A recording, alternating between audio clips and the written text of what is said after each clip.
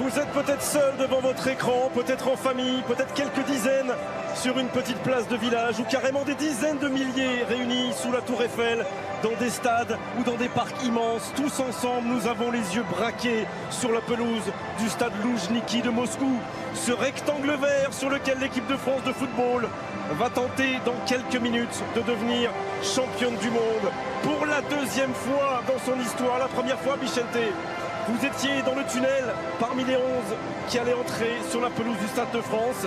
Tout le pays déjà avait le souffle coupé. Et pour vous, comme pour les Bleus d'aujourd'hui, c'était le match d'une vie.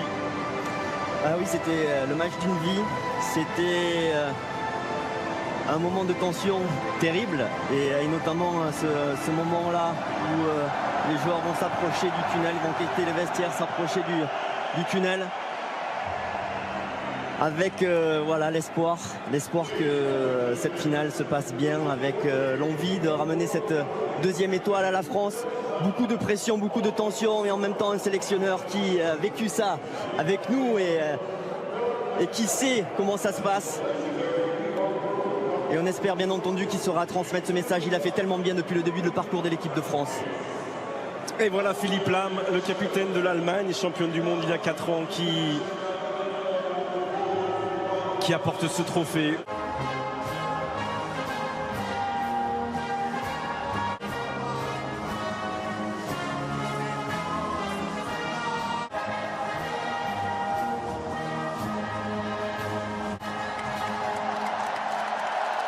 Voilà, il y avait des sourires, il y avait de la confiance.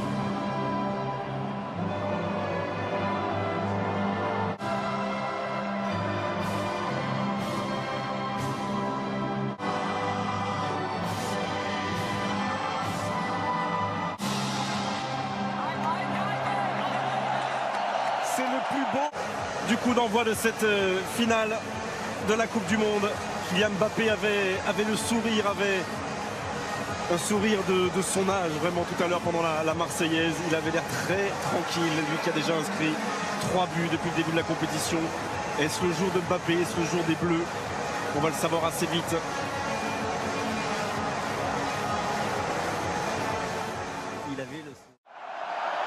C'est parti! La Croatie. Et puis après, l'autre clé aussi, c'est la façon dont on va empêcher Modric de s'exprimer. Et là, N'Golo Kanté sera souvent sur son passage. Et quel est simple. Attention à ça. C'est passé Strinic qui tente de centrer. Retour de Kylian Mbappé. Attention quand même, la concentration au départ. Ils avaient lâché le marquage et notamment qui est capable de subir et puis de placer des... Attention, Perisic. Il a raté son contrôle, Perisic. Attention, c'était un bon ballon ça. Et il a raté son contrôle, Perisic. Lui qui a été excellent contre l'Angleterre. Et c'est vite récupéré par Varane. Ils sont montés d'un cran, les Bleus. Faute sur Griezmann. Il y a un bon coup franc. Il y a un bon coup franc pour les Bleus. Voilà, j'en parlais de tout à l'heure là, le petit point faible côté croate en défense, seulement des coups de pied arrêtés. Matuidi et Mbappé.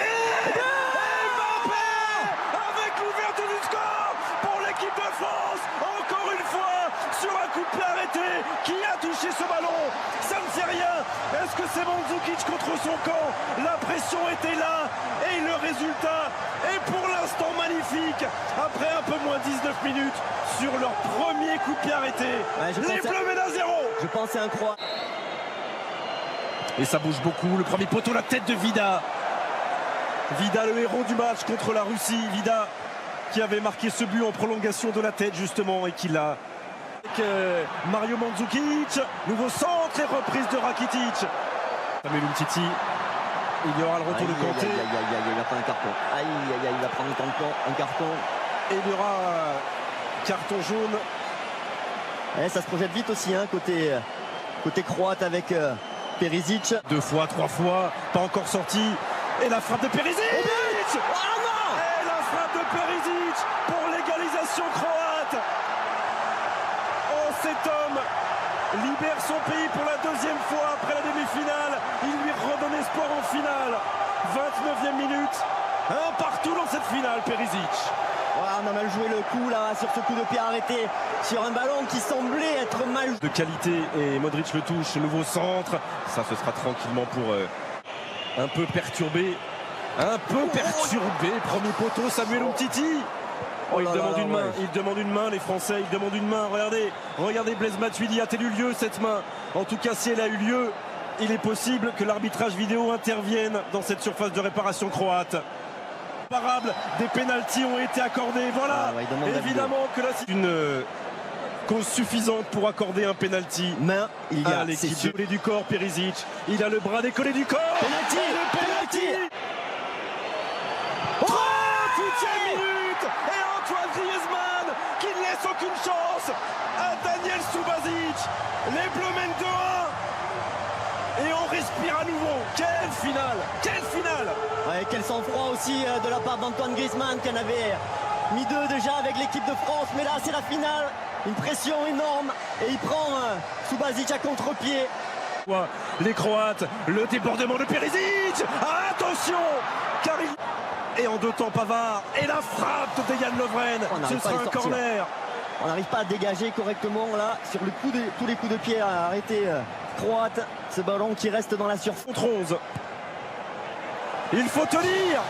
Vida. Encore Olivier Giroud et Vida juste dans son dos. C'est Vida qui la dévie sur chaque coup de pied arrêté. Ils sont extrêmement dangereux les Croates là. Varane. Et le coup de sifflet de Monsieur Pitana. Les Bleus mènent 2-1 à l'issue de 45 premières minutes totalement étouffantes. Mandzukic contre son camp. L'égalisation de Perisic et le pénalty réussi par Antoine Griezmann. Beaucoup de problèmes en espérant que ces problèmes, les mots de Deschamps, bien, mais Verzalco est déjà parti pour centrer ce ballon. Un instant derrière lui, il a Griezmann qui va frapper directement sur Subasic. Il peut continuer avec Rebic. Avec Rebic, c'était cadré. Et la main ferme d'Hugo Lloris pour répondre à Ante Rebic. Oh, la parade encore d'Hugo Lloris là sur la frappe pied gauche. Et ce bon ballon de Rakitic, la frappe pro. Oui. Avec Vida, il est passé Mbappé. Et face à lui Subasic qui sort ce ballon. Voilà, il est là le danger, il faut arriver à l'alimenter, il n'y a que comme ça qu'on va leur mettre le doute. Oula, il y a un petit problème sur le terrain là. Rakitic. Et toujours il va chercher le pousser. Il a touché Hugo.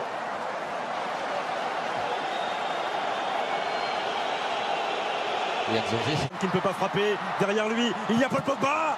Une première fois et la deuxième. Quelle efficacité! Paul Pogba avec l'accélération de Mbappé, la gestion intelligente de Griezmann et la frappe du pied gauche de la pioche. 3. Oh là là, la réussite maximum là pour les Bleus.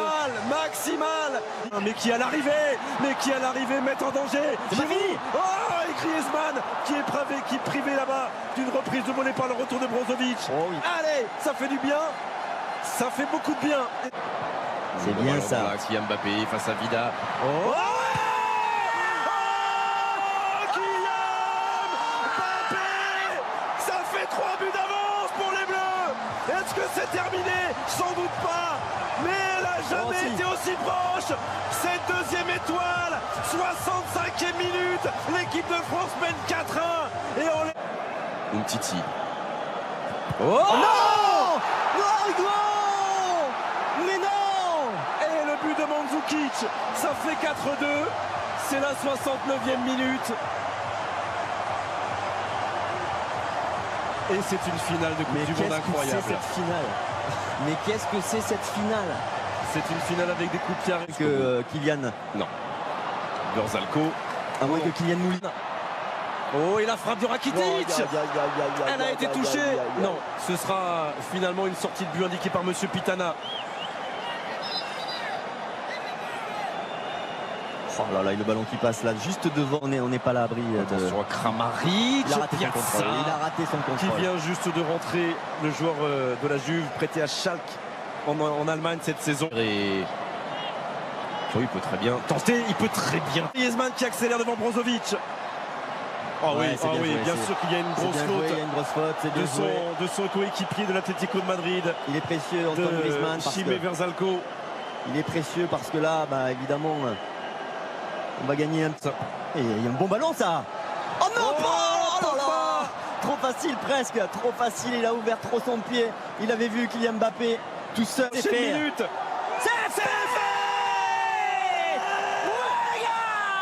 C'est fait, les Bleus sont champions du monde. Les Bleus sont champions du monde pour la deuxième fois dans l'histoire du football français. Emmanuel Macron peut embrasser la présidente de la Croatie. Ils ont été valeureux, ces Croates. Mais Deschamps est au sommet du ciel.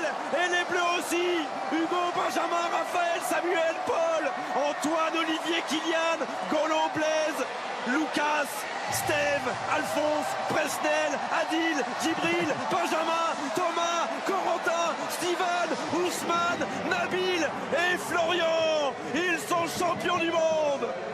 Ah, c'est merveilleux, c'est exceptionnel, ils s'en rendent pas compte. C'est fait, les Bleus sont champions du monde. Les Bleus sont champions du monde pour la deuxième.